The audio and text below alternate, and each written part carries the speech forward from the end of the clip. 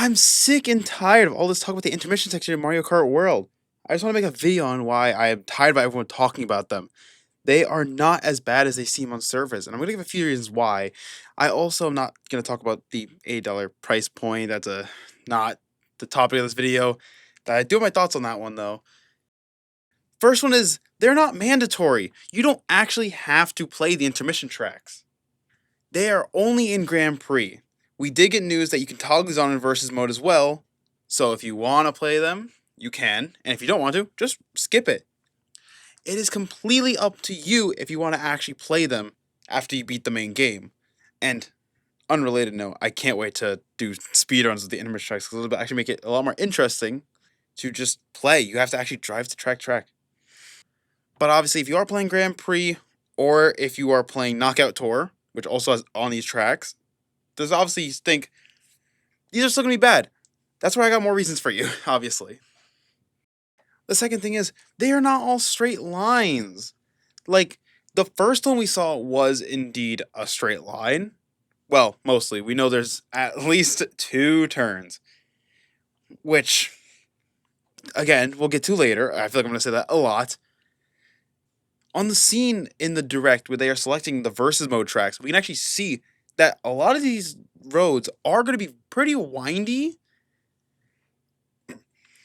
Like as we see in this one with Waluigi during the direct, where he is on a very like S-bend turn going up a mountain. Like that's not a straight line. I don't need to go through simple geometry to tell you that that is not a straight line.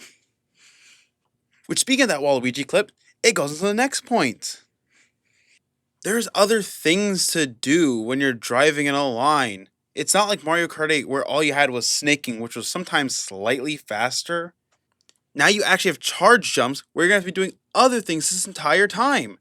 Like, you will have walls to jump off of, rails to grind all around. You see a bridge, you can grind that. You see a power line, you can grind that, as in the Waluigi clip. Nintendo is not stupid. They're not going to flub up one of their biggest selling games, especially on the Switch 1 with Mario Kart 8 Deluxe, obviously. And then again on that, it's Nintendo! And this is probably the biggest reason why I'm wondering where people are complaining. This isn't a basic racing game. You have items. You're going to have 23 other races to bump into. There's going to be vehicles to dodge, again, walls to jump off of, and you can't just drive in a straight line. I'm just going to drop a banana or a bomb behind me, and then you have to swerve. There is no such thing as a straight line in Mario Kart when items exist. Drive in a straight line, get hit with a green shell, get put on Twitter. That's your fault. Thanks for the free likes, buddy. And these cars you're dodging, they're not like the ones on Toad's Turnpike or Moonview Highway.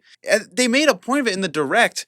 These things have bonsai bills. There's one with Hammer Bros. And of course, there's the one with the glider ramp, or I guess flying ramp, or whatever we're going to call it. That's from Toad's Turnpike.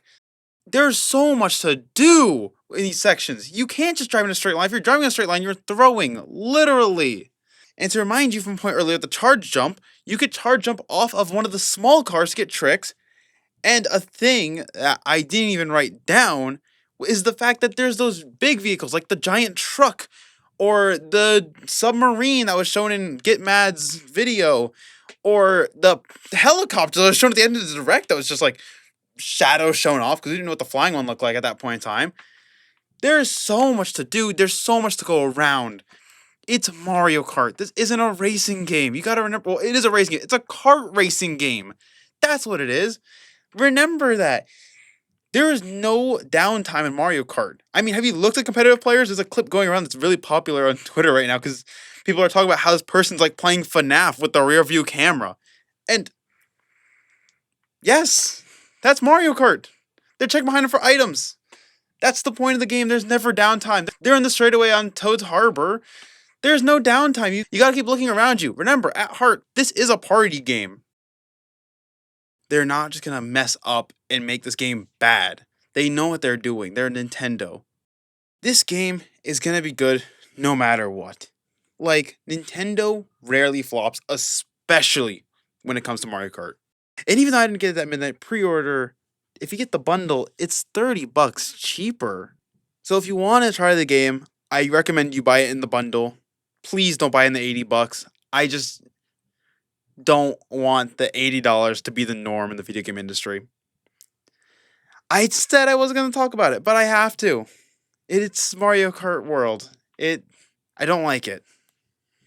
The game's going to be good, and when I get it for $50, I'll enjoy it. But I do hate to say that the game sold separately also sold out separately on the pre-orders. So,